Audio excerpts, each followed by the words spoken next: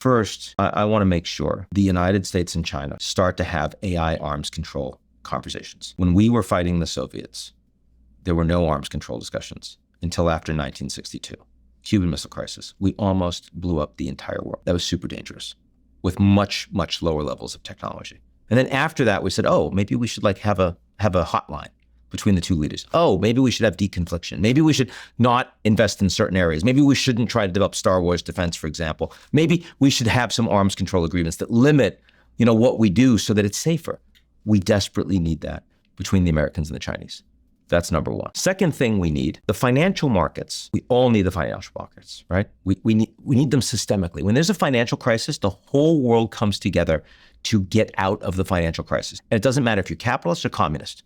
The People's Bank of China, the European Central Bank, the Bank of England, the Fed, they all work together because they are first and foremost technocrats who understand that we need the markets to function. You need something like that for AI. You need an AI stability board so that whenever there is a model that creates a danger to us globally, like Anthropic just did last week, that model is dangerous to all of us globally because any software with a potential bug in it is findable by that model and it can be exploited. That's an incredibly dangerous weapon. So we don't want everyone to have that.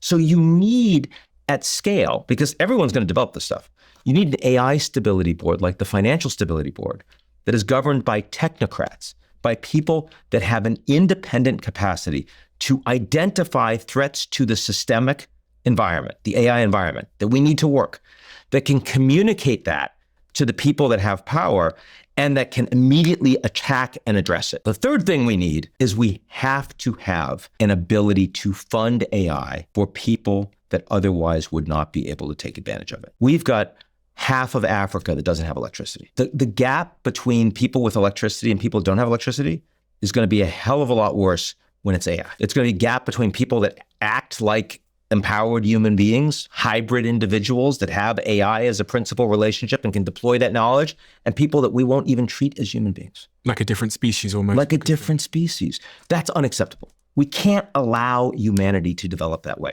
So we have to spend the money to ensure that everyone has access.